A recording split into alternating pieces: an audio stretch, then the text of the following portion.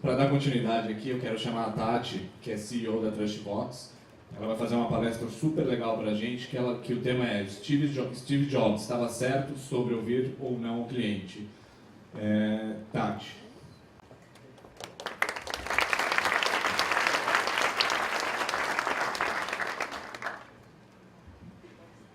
Bom dia, eu sou a Tatiana Pessoa, sou a CEO da Trustbox. Vou fazer uma palestra hoje para vocês, depois de tantas coisas boas que a gente ouviu aqui, tantas palestras, Vivi, todo mundo apresentando case. Vou fazer uma coisa para vocês falando sobre, na verdade, atendimento, mas de uma maneira diferente. Eu sou a CEO de uma empresa que trabalha com sinceridade. E aí, conforme eu for explicando para vocês, conforme for passando, vocês vão entender um pouquinho sobre isso. Eita, tá passando tudo.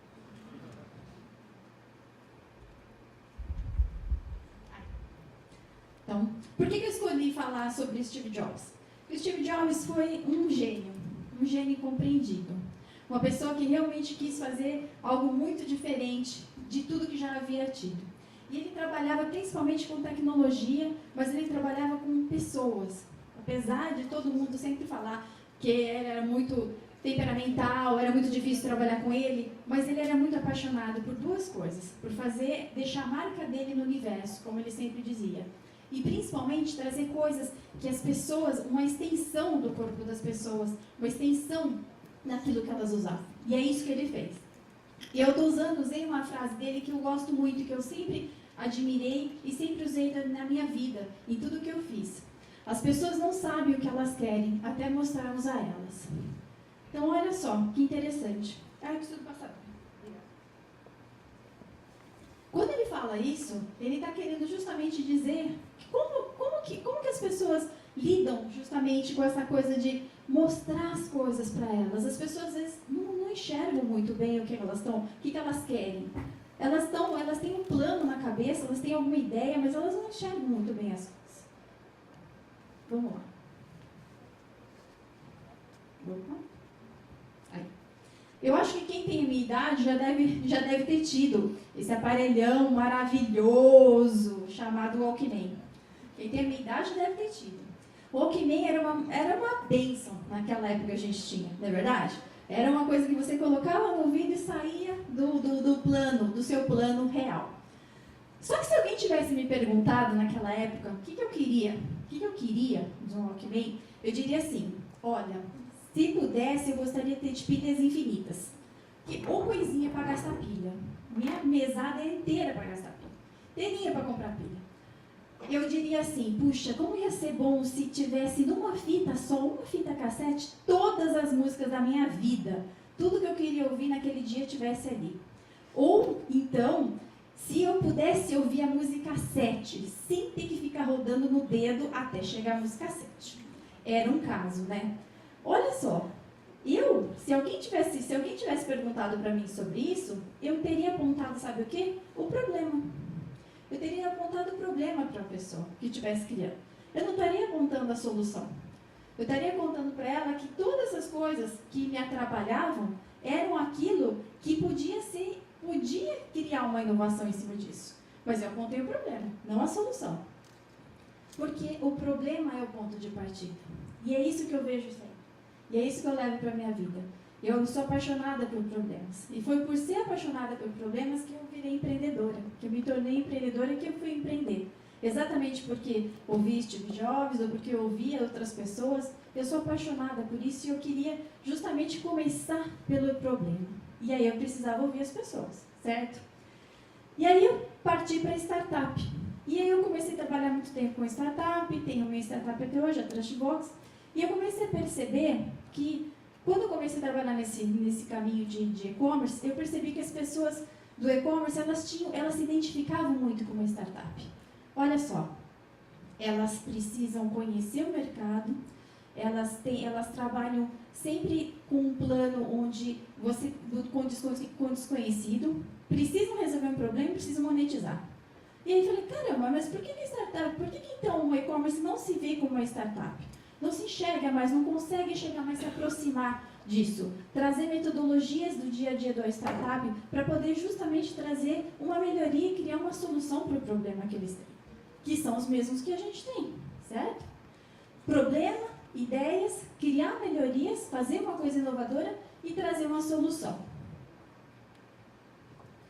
Aí eu comecei a perceber que tudo numa startup, tudo que a gente faz, a gente valida, a gente tem um processo de validação. Por quê?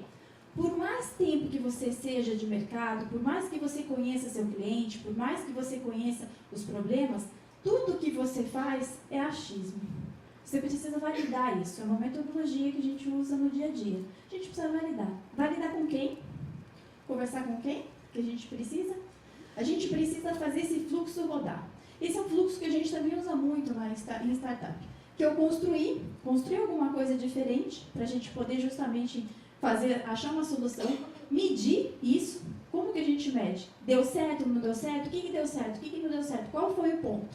Aprender o que deu errado, fazer as lições aprendidas e fazer esse fluxo constante. E está sempre evoluindo o produto, evoluindo a solução, evoluindo o atendimento, evoluindo. Mas olha só, olha o ponto que a gente começa. Por onde que a gente tem que começar? Ouvindo o cliente. A gente tem que parar para ouvir o cliente. Isso é muito importante. É ele que tem a chave para a gente.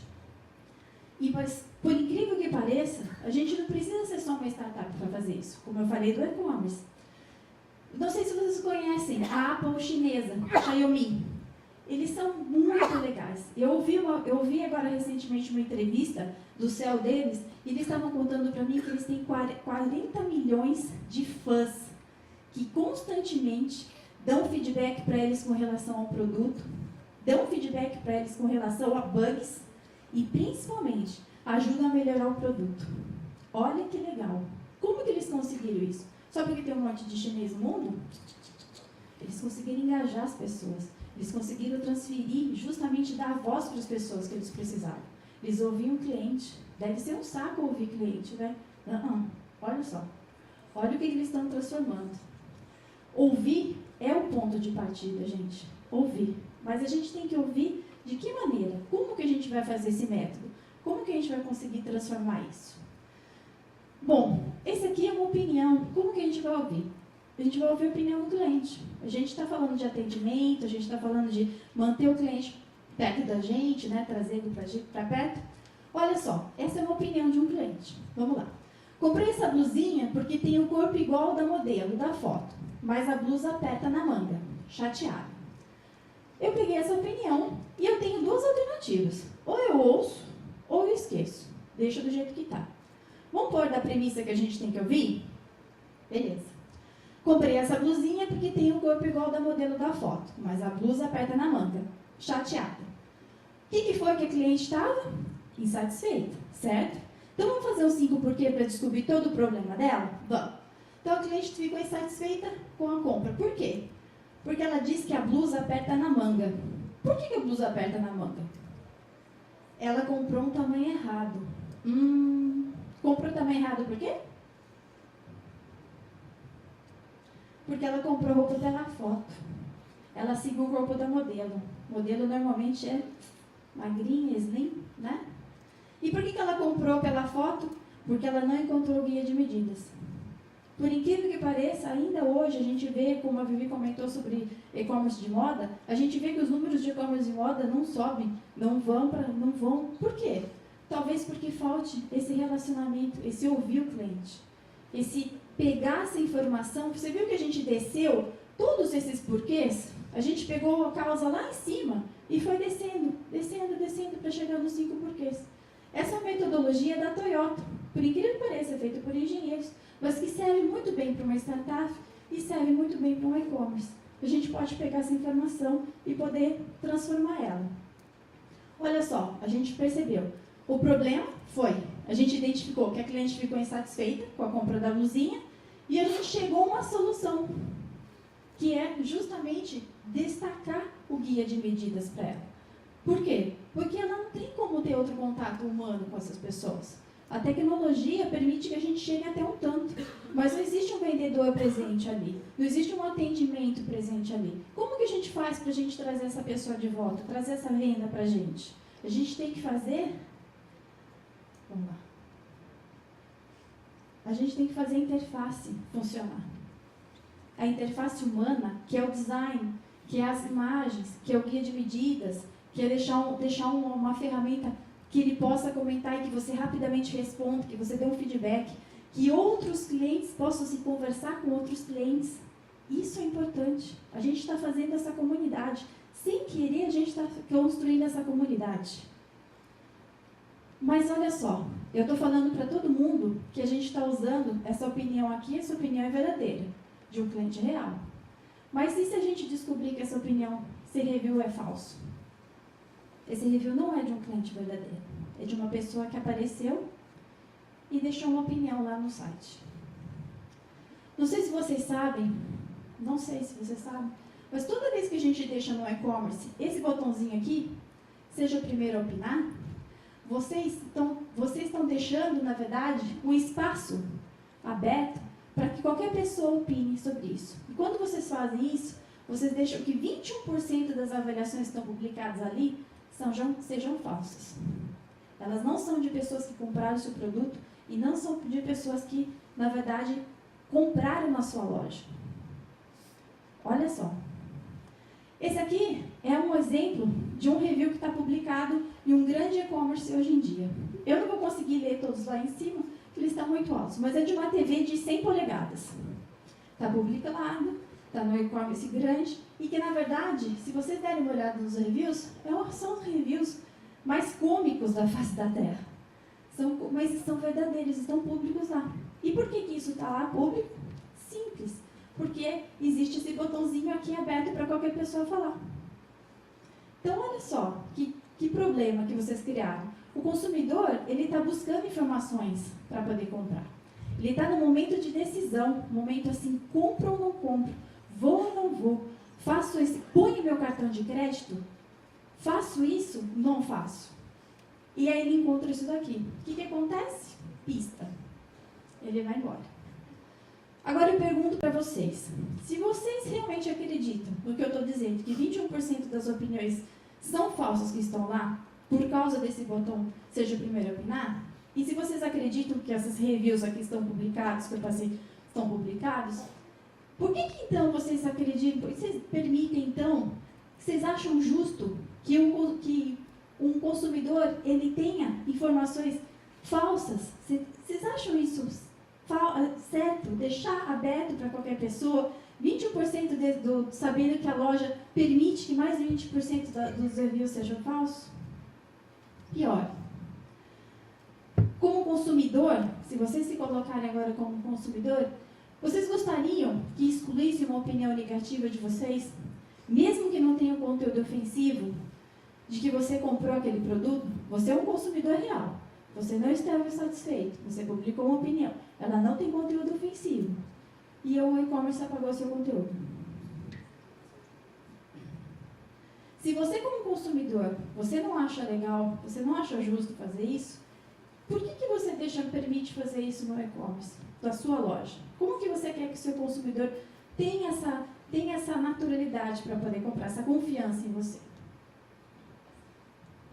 Hoje, como eu comentei com vocês, o grande problema hoje é que o consumidor está buscando informações confiáveis antes de comprar. Ele está buscando, ele está navegando, ele está tentando buscar. O problema é que ele não sabe quais são os reviews que são verdadeiros ou quais são falsos que estão publicados hoje online. E aí o que acontece? A maioria das lojas virtuais, elas publicam reviews apenas positivos. Então nada é 100% verdadeiro, nada é 100% mar de rosas, certo? Qual a melhor maneira, então, de usar os reviews, Tatiana, no e-commerce? Qual que é a melhor maneira que a gente pode fazer, então, trazer essas opiniões verdadeiras, de clientes que realmente compraram, e que a gente possa se apoiar para poder fazer, para poder mudar, para poder inovar, para poder criar outros produtos? O ponto de partida, gente, é usar reviews 100% verdadeiros. Como que a gente faz isso? Opa! Toda ferramenta, ela na verdade, patrocina isso daqui. Toda ferramenta você pode fazer isso. Você pode ter review de produto, perguntas e respostas, avaliação, melhorar o SEO. Mas isso aí é o básico. E você, como lojista, você pode ir muito mais além do que isso. Você pode estar inovando muito mais. E é o que eu proponho, é o que minha empresa propõe, a Trustbox. O que a gente propõe? A gente exatamente propõe você trabalhar com a sinceridade, trazer as opiniões de clientes verdadeiramente que compraram no seu e-commerce e compraram o seu produto. Como a gente faz isso? A gente criou, na verdade, uma rota da sinceridade. Como que é essa rota? Na verdade, essa rota ela vai buscar principalmente informações desse consumidor e no final dessa rota você vai chegar a conquistar o selo Site Sincero, que é um selo que, na verdade, que credibiliza e avaliza que todas aquelas opiniões que estão publicadas são opiniões de clientes verdadeiros, 100% reais. Então, esse selo, o que ele certifica? Ele certifica que as opiniões de quem comprou, somente opiniões de quem realmente comprou no e-commerce, que elas são opiniões de clientes reais, 100% reais, e que, quando houver uma opinião com conteúdo ofensivo, ele não é publicado, porque automaticamente o nosso sistema detecta e devolve isso para ele e não é publicado. Então, a gente já tem toda essa mecânica. Além de chegar por todo o caminho, você ganha o selo e esse selo avalia isso para você e deixa o seu consumidor mais tranquilo para poder fazer essa coisa. Hoje nós atendemos mais de 300 e-commerce nessa rota. Boticário, Efácio, Polishop, Colombo, Época. Nós atendemos principalmente os clientes da plataforma Vetex. E a gente prega para todo e-commerce e para todos os nossos clientes. Sinceridade não tem preço, mas ela ajuda a vender mais. Para vocês terem uma ideia do que eu estou dizendo, de 10% a 40% a gente consegue melhorar a conversão de vendas do e-commerce. Vou terminando agora a minha apresentação, vou ler rapidinho um review de um cliente nosso. É um review sincero, que a gente brinca, na verdade, de um cliente real nosso. No cenário no qual as relações estão cada vez mais digitais, estabelecer um canal de confiança com o consumidor é algo muito relevante. Sinceridade é um critério mais do que necessário para a saúde da operação. A Trustbox conseguiu trazer para a Colombo uma série de insights que até então a gente não tinha. Eram oportunidades que estávamos perdendo por não ouvir nossos clientes. Além disso, a Trustbox nos permitiu ter uma visão de que até então não tínhamos, que é a geração de receita por meio de reviews. É isso aí, pessoal. Eu agradeço vocês e eu convido todos para conhecer um pouco mais sobre o Trustbox. Eu sou a Tatiana Pessoa, sou a CEO da Trustbox e agradeço por cada minuto que vocês me ouviram. Obrigada.